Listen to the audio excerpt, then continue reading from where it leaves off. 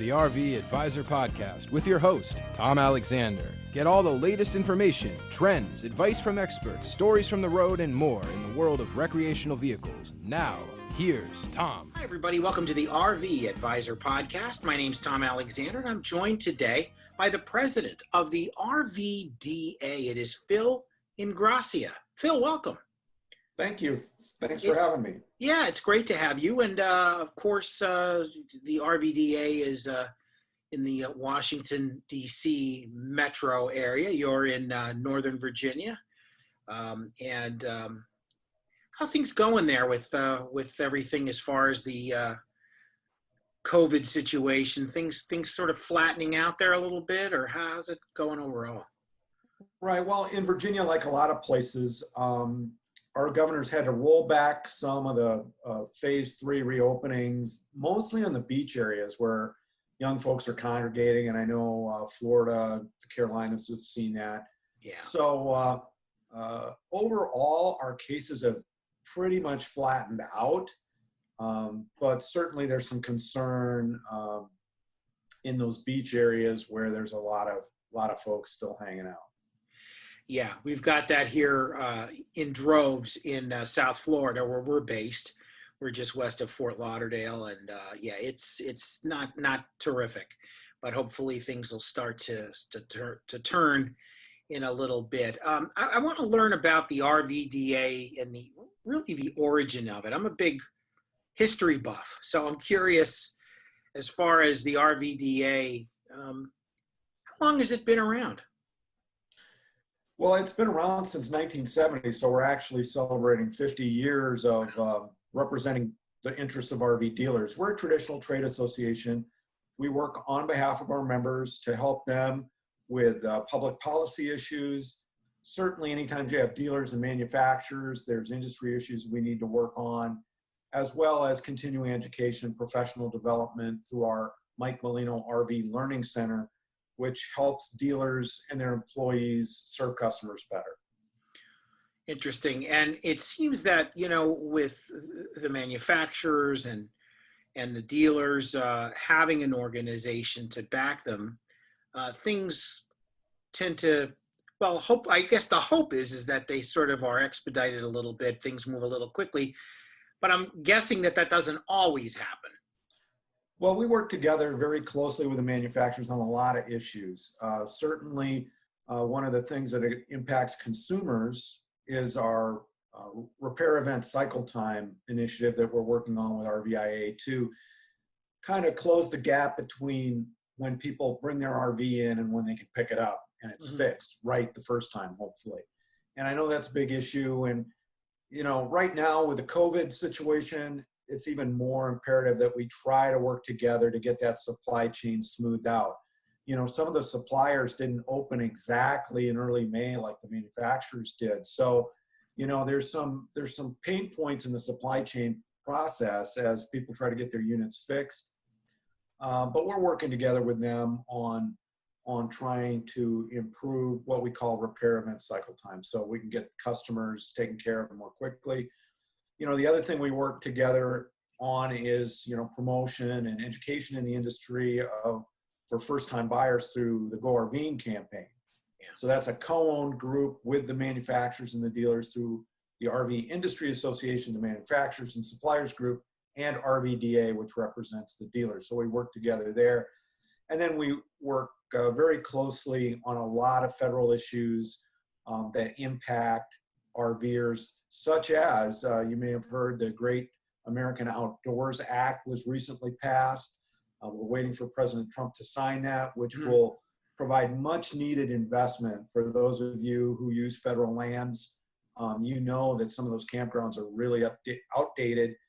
They need to be maintained and they need to be improved. And this will provide direct funding for improvement of campgrounds and other recreation areas on public lands, whether it's our beloved national parks, our U.S. Forest Service campgrounds, and some of the activities that go on at Fish and Wildlife Service properties. So really excited about that. And we work together not only with RVIA and the National Campgrounds Association, but a lot of outdoor recreation interests were behind that bill. Interesting. And do you anticipate the bill being signed shortly, or is it something down the road a little more? Yeah, we expect President Trump to sign it any day. He's got, I think, till August 6th to sign it. So if it's so not close. today or tomorrow, it'll probably be early next week. He has indicated via Twitter his support for the bill. And certainly, in an era where we've got very divided politics, this was a bipartisan bill to help, our national treasures and not only protect them, but preserve them for future generations and improve the visitor experience that RVers, who travel to some of these places, if you've got a motorhome of a certain size or a fifth wheel, you can't even bring it in some of these campgrounds. So Yeah. we need to get those campgrounds modernized for the type of RVs that are on the road today. Yeah. Obviously, every industry evolves, and so I guess those kinds of places where those RVs go have to kind of evolve along with it, right? Right, the roads, the park maintenance issues that are the backlog. This bill will specifically address that, and using money that from some of the extractive activities that go on federal lands, such as mining and oil, that kind of thing. So I think that's a great opportunity to reinvest in our public lands, without necessarily raising fees or taxes. Certainly it's all one big pot of money, but this is a way to get more investment in our campgrounds that we need so much. Yeah, that's terrific. And as you indicated earlier, it's not obviously we're not a political show, but it's nice when something comes along that is bipartisan and everybody can kind of rally around, or at least most people can rally around and unite and see the upside on something like that. So that's happy to hear that's on the table and hopefully about to get signed. We're speaking with Phil Ingrassia. He is the president of the RVDA. We're going to take a quick break and we'll be back with more with Phil in just a moment. This is the RV Advisor Podcast. I'm Tom Alexander. Back in a moment.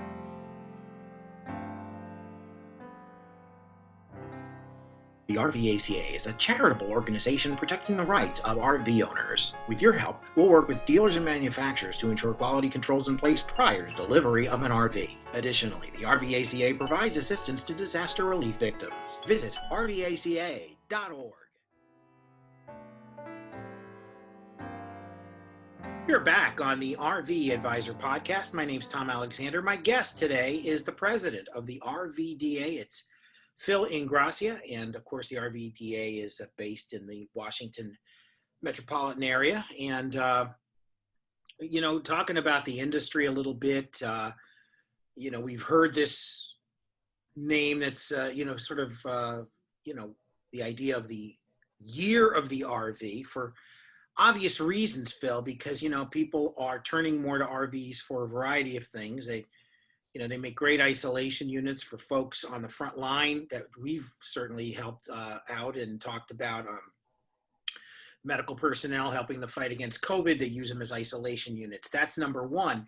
Number two is they work great for folks looking to get away and sort of be, sequestered in areas that aren't, where they can control their environment. It's self-sustained largely because you're in an RV and you know who's there and you can control it rather than a hotel room or something else, right?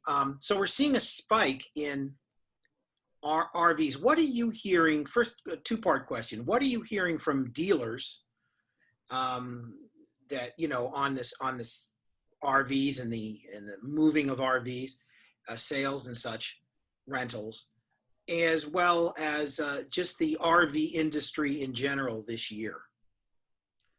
Well, for dealers, they're incredibly busy. As you mentioned, RVs check a lot of boxes for folks. You can vacation with your family in a safe environment, you can socially distance, and you can enjoy the great outdoors. And with people's vacation options severely limited this year, we're seeing a flood of first-time buyers in the market.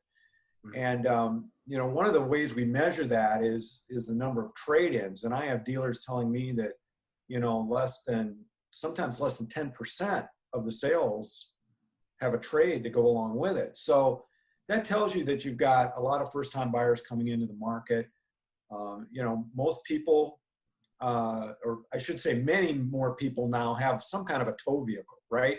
That they can use, whether it's a light truck, SUV, or crossover unit, where we've seen the shift in the passenger car market really move to a kind of a light truck that has some tow capacity. So you've got millions of more tow vehicles in people's driveways, and now they're looking for something to do this summer, and they're flocking to their RV dealers. This week we saw Lazy Days, which is based in Florida, their preliminary results. They're a public company, and I mean, they had an incredible second quarter. So that's a good indication of what's going on out there, because what's going on at Lazy Days is being repeated across the country at dealerships all over the country. Yeah. So I think that is good, but with that comes some challenges. The first-time buyers, they're first-time buyers. They've never been out before. So I think some of the manufacturers have done a great job of putting educational materials on their websites, creating videos to help first-time buyers understand specific products. And I want to point out Thor Industries as an example of that. They put out, within the last 2 months, they put out some great videos to help people understand how to, set up the unit, the difference between black water and freshwater tanks and all that kind of things that people need to know.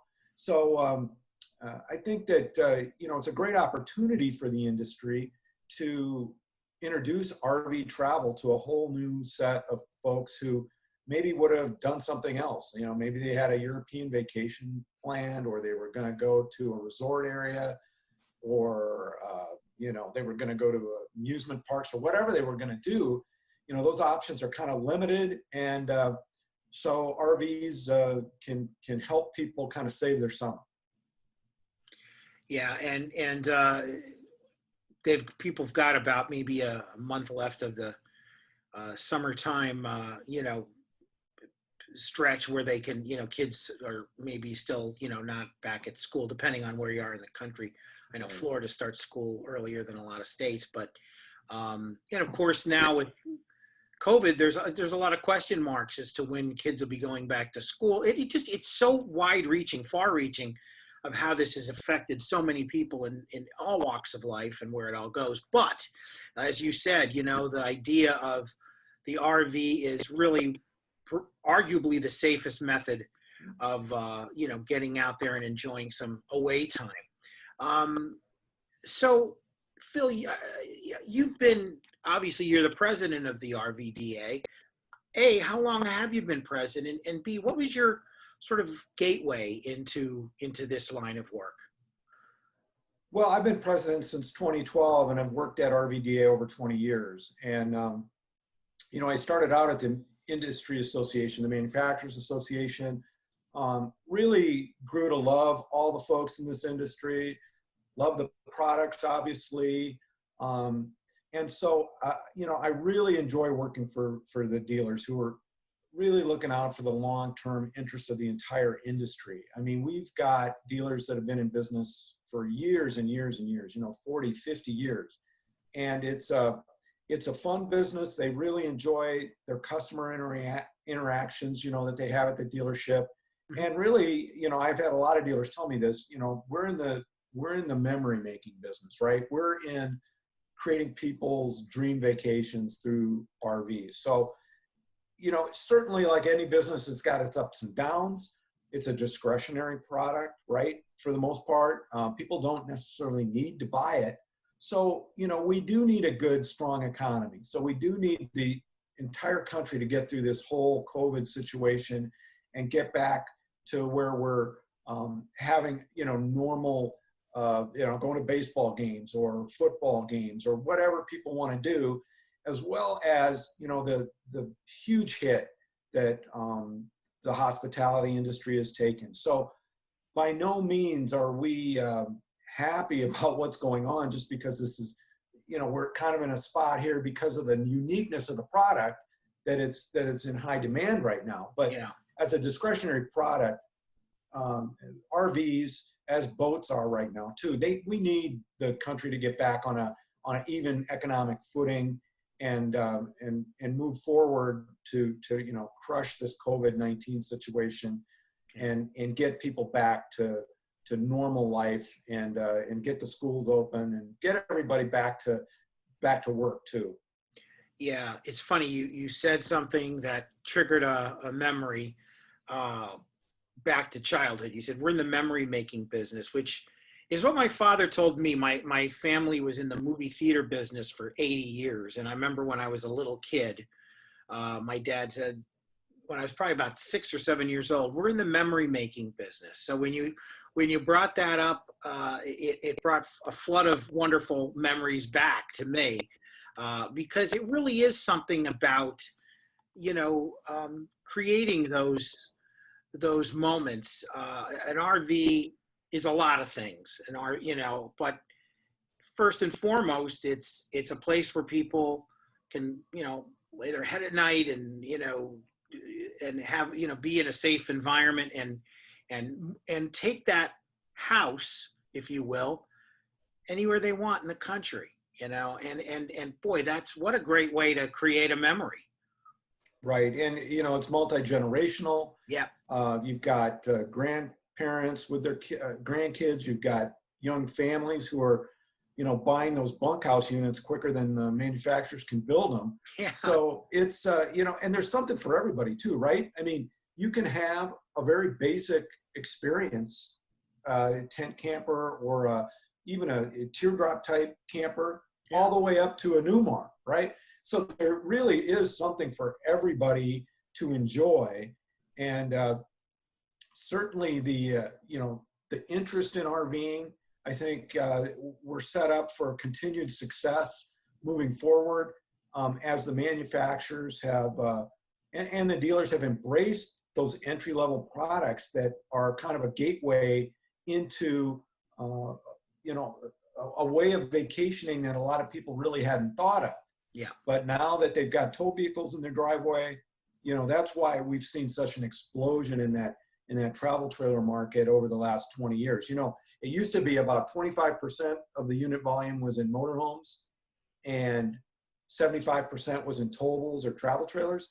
Now it's like 90% travel trailers. Yeah. And, motorhomes are still great. And obviously there's a lot of motorhomes are being sold, but that entry level travel trailer market has really, really taken off and has driven a lot of the unit volume increases that we've seen over the past 15 to 20 years. Yeah, it's interesting. Last week we had traveling photographer Andrew Morell on the program, and he has said that his next major purchase is going to be an RV. It'll probably be relatively small, but just enough for he and his dog and all his gear, to go along. And he does nature photography and all kinds of different stuff. And he said, it's going to be the best way for me, because when I pass on the expense of hotels and everything to my clients, it adds up, and a lot of times it scares them away. If I've got my own RV, well, then, it's more in my pocket. So it could be a very cost efficient way of getting things done. Absolutely. And never discount the power of the pets, because some of our surveying has showed that, the ability to travel with your pets is one of the big attractions for a lot of people, because they don't want to leave their dog or even their cats at home if they're going on a long trip. So it can be difficult to travel with pets if you're trying to stay at hotels and figuring out which have pet friendly policies and all that stuff. So RVs are perfect for that. Absolutely. Wrapping things up now with the president of the RVDA, it is Phil Ingrassia. And Phil, what can we look forward to? First of all, I know if people are interested in anything the RVDA does, they can go to rvda.org. That's rvda.org. Plenty of information. there on everything you guys do. Anything specific that we can look out for here in the next couple of months, an initiative of some kind? Or I know we spoke about the bill that the president's supposed to sign, but anything beyond that? Well, I think that the industry is certainly focusing in on that first-time buyer that we're seeing this summer. And I think you'll see more information through Go RVing, through the manufacturers, to get those people acclimated to their units. Because when you think about it, the last thing you want to do is have a bunch of people introduced to the industry, who are just kind of throwing the keys, so to speak, and left to fend for themselves and don't have a good experience. So, that's going to be a very key thing that we'll see going forward is, outreach to those first-time buyers, making sure that they have a good experience, whether they're at the campground or however they're going to use the unit. Right. And I also think, we may need to kind of think differently about some of the retail shows going forward. Certainly, we've seen some of those canceled early, into this year. So I would expect if you're a current owner, you'll get some outreach from your dealers if you are looking for a new RV or to trade in or something. Where the dealer websites, I don't know if you've been to some of them lately, but they're really great, and they have all their inventory out there. They have chat functions. The dealers will send you a virtual tour of a unit that you're looking at if you're concerned about going to the dealership. So I do want to put a plug in for the dealers. They have done a great job of providing services to those in-transit people, to new buyers, and also adapting their sales processes to meet our new reality here that we're all unfortunately kind of dealing with over the last few months. Yeah. Well, excellent. Very interesting and very helpful. Again, folks, you can go to the rvda.org if you want more information. Phil, we really do appreciate your time today. I know you're a busy man, and thanks so much for taking time out to join us. Thank you. Great to talk to you. Likewise. Phil Ingrassia is the president of the RVDA. This is the RV Advisor Podcast. I'm Tom Alexander. Thanks so much for listening. Thanks so much for watching, and we'll see you next time. So long, everybody.